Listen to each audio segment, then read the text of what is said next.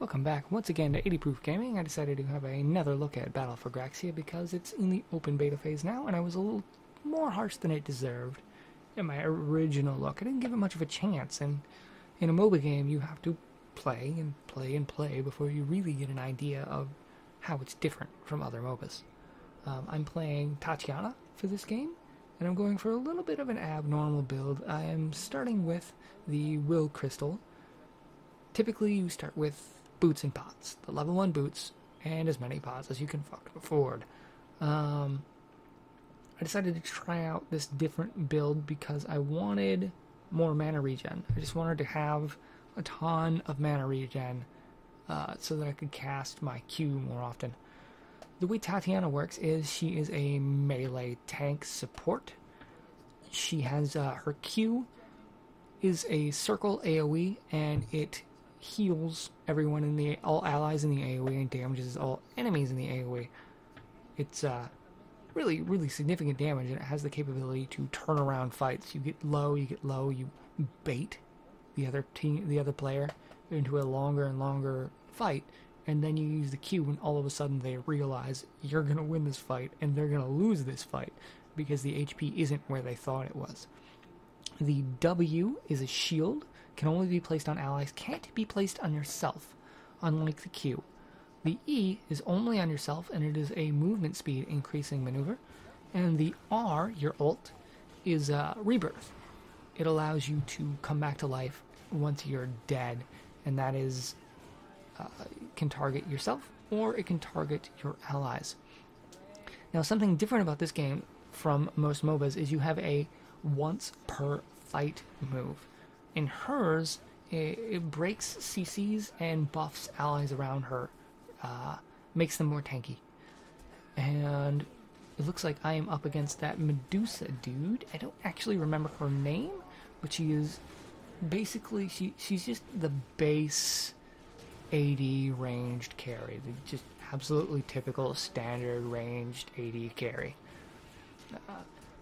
I am allied with this guy. He's last hitting. He's doing, normal MOBA maneuvers, which I was really happy to see because all my other games so far, which I've only had one since the open beta started, but that one, as the person I was laned with, did not know how MOBAs worked, and then he DC'd early. I was sort of sad that I had to play this game. I had to upload the second game instead of the first game. I intended to upload the first game, but my audio messed up, so that wasn't possible.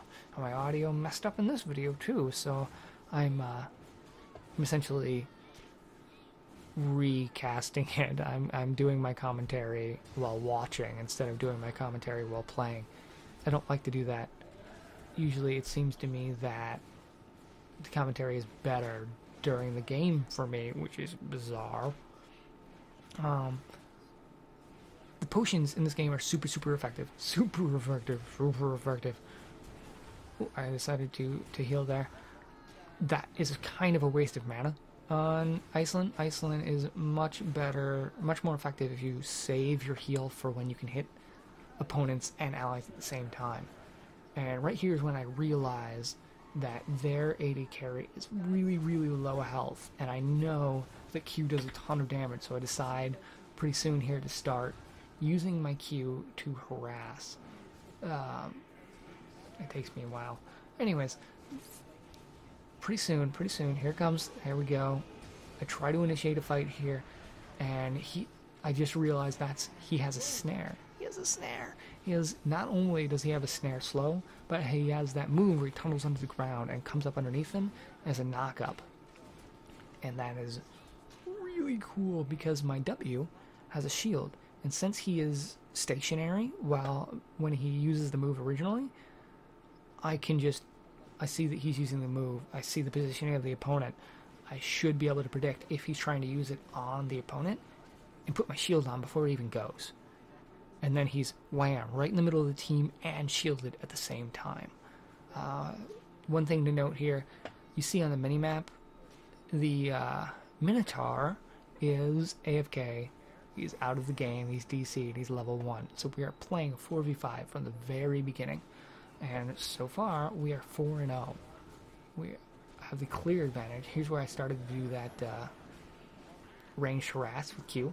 And you see, because of that, I have no mana. That means that I can't heal the both of us right now, when I usually would have. Because we're both. You know, we've got enough health missing that it would be a fully useful Q. And I'm playing the complete typical support so far. I'm trying not to get last hits.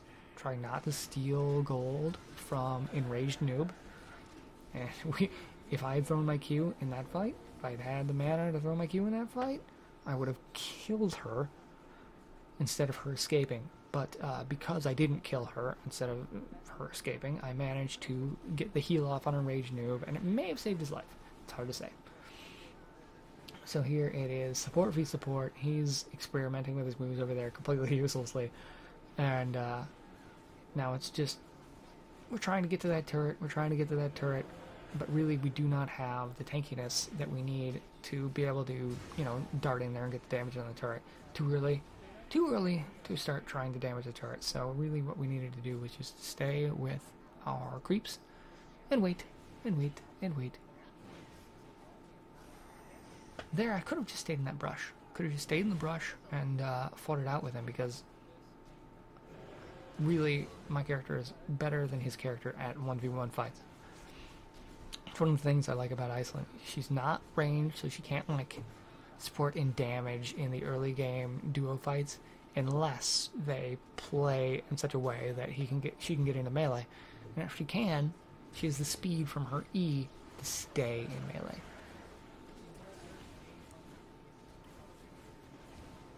Right now we're just harassing, trying. This was interesting because he apparently felt that he could just, you know, get away with dealing more damage than me. He thought that he was a better 1v1.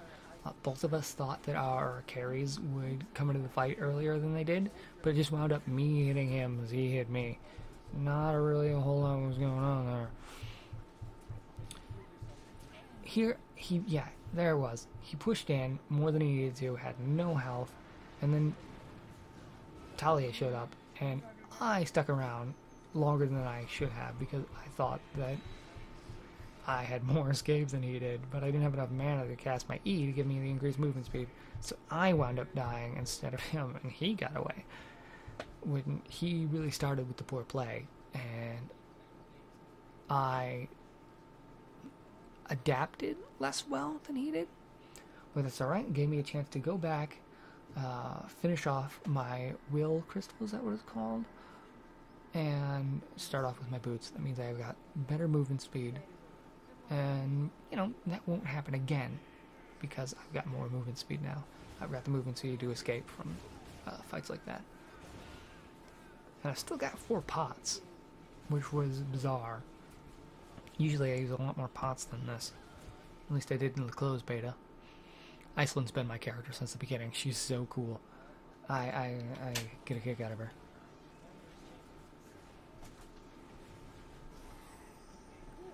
There we go. I'm just acting like a crazy person trying to play more aggressively than I need to convince them that I'm there with my carry. Which I'm not, obviously. But it worked. They ran away. You can afford to do things like that in the tower, and it's so early that I get to do just bizarre things that wouldn't usually work. So, started with my tier 2 item. I now bought my tier 1 item. So I've got my movement speed. And we are up 8-1. Essentially, we're dominating this game. I've fed 1 kill to my 80 carry, and I've died once, and that's fine as far as I'm concerned. I'm basically just even. Usually I would be playing more aggressively, getting more kills myself.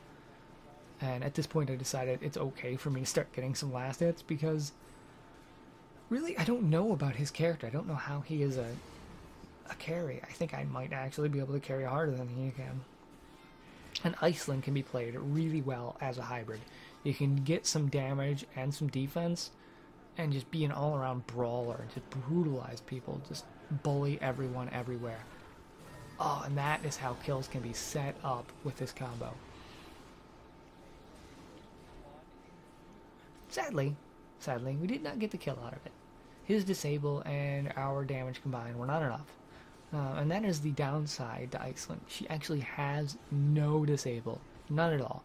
Her support is entirely the I keep you alive kind of support, which has its uses. Now, I believe pretty soon here I do a sort of initiation near our tower that leads to a kill with my ult. It's very interesting to watch that one. I fight and I fight and I fight and I fight and I sort of give them the impression that I'm going to lose the fight, and then I use my ult, and while I'm dead, my carry comes in and murders everyone, because that's how the game works.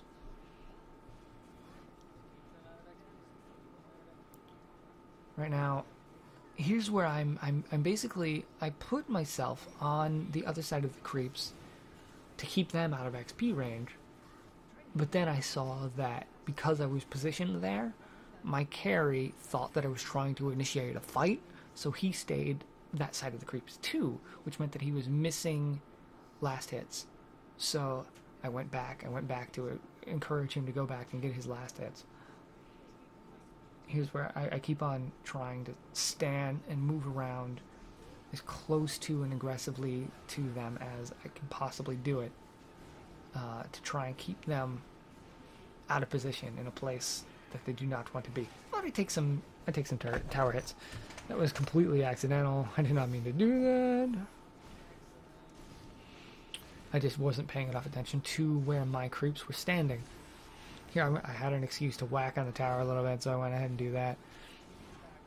Here we go. We get some damage on the tower. Very good, very good. Always want to get some damage on the tower while you have the excuse. But we really need to back off, or else we are going to get killed by that tower. No, we're just going to get it. We're just going to take that tower. Very nice, very nice. Even though our creeps weren't there at the end, we decided to stay there. Good judgment. But bottom is now missing, and that is a dangerous fact indeed. Everyone's missing except mid. I don't know who it is that is mid. I know that the puppet lady is mid, and Tatiana is mid. Some heavy danger. Well, what's he doing here by himself? We decided to get him. But it was hopeless. There was no way we were going to catch him in time, and there was definitely no way we were going to tower dive it. So he decides to use his disable on the creeps. I don't think that's exactly advisable. I think that he should just chill and try to last hit with his melees, especially since we have been bullying them so heavily that they are intimidated. So if we stand in the creeps, they probably won't attack him, and if they do, we'll lay down significant damage. What's interesting about this game is our bot lane is essentially 2 melee characters. That's completely non-standard for MOBAs, for the way we've been taught to think about MOBAs. Usually we're taught to think, okay, we've got our support who supports with her spells, and we have our carry. That's always a ranged carry, ranged AD carry. But we decided not to do that. Well, we didn't really do much deciding. It's too early in the game to do much deciding. Alright, I went back to base, picked up my fully leveled will whatever and boots whatever. Both of those give me mana regen. The boots give me spell power and spell vamp, and the crystal gives me some health, and I think maybe some flat mana, but I'm not really sure about that. And I do this for actual specific reasons. She really needs mana regen, so both starting items I get with mana regen. The will crystal gives me some health. The reason I do that is because I like to transition into a tank item that it's like the, oh, here's that fight I was talking about where I bait them into a fight and I use my rebirth and I wind up killing her before I die, and then I come back to life because I rebirthed. So it was just a one for nothing.